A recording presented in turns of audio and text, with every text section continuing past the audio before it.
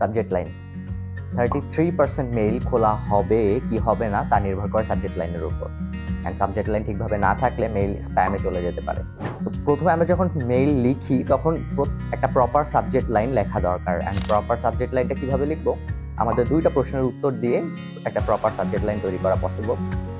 কি এবং কেন, মেইলটা কি সম্পর্কে, অ্যান্ড সেকেন্ডটা হচ্ছে কেন মেইলটা আমার জন্য ইম্পর্টেন্ট, কেন আমি মেইলটা খুলবো।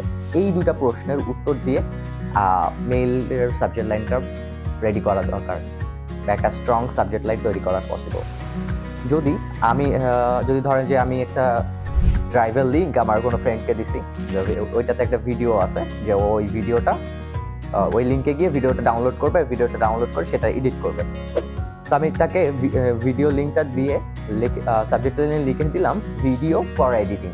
সে বুঝতে পারলো যে লিঙ্কটা ভিডিও সম্পর্কিত, অ্যান্ড তাকে কাজটা কি করতে হবে, তাকে এডিট করতে হবে। তো সাবজেক্ট লাইনটা যখন প্রপার হবে তখন ওই মানুষটা যাকে আমি মেইল করছি সেই মেইলটা খুলবে। আর যদি প্রপার না হয় তাহলে কিন্তু আমি বা যে কেউ ওই মেইলটা খুলবে না।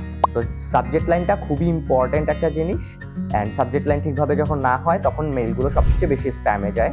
অ্যান্ড বেশিরভাগ ক্ষেত্রেই দেখা যায় আমরা যারা মেইল ইউজ করি আর প্রফেশনাল কাজের জন্য যারা মেইলটাকে খুব বেশি ব্যবহার করে, তারা দেখা যায় বেশিরভাগ ক্ষেত্রে মেইলটা প্রথমে মোবাইলে চেক করে। মোবাইলে যখন চেক করে নোটিফিকেশন যখন আসে দেখা যায় উপরে 4-5টা লাইন বোল্ড করে দেখা যায়, আর সেটাও অবশ্যই সাবজেক্ট লাইনে 4-5টা লাইন বোল্ড করে দেখা যায়, আর বডির কিছু অংশ দেখা যায়। নোটিফিকেশনটা আসার পরে ওই যে 5-7 লাইন যদি স্ট্রং না হয়, খোলার মতো না হয় মেইলটা, তাহলে কিন্তু কেউ মেইলটা খুলবে না, ওই নোটিফিকেশনটাকে স্কিপ করে চলে যাবে। তো সাবজেক্ট লাইনটা স্ট্রং হওয়া সবচেয়ে বেশি জরুরি। দুইটা প্রশ্নের উত্তর দেওয়ার মাধ্যমে আপনি আপনার সাবজেক্ট লাইনটাকে স্ট্রং করতে পারেন, কি এবং কেন। তো আমি দেখিয়ে দিলাম যে কিভাবে আপনি সাবজেক্ট লাইনটা স্ট্রং করতে পারেন। তো এই জিনিসগুলো মেনটেন করলে আপনি একটা প্রপার সাবজেক্ট লাইন তৈরি করতে পারবেন।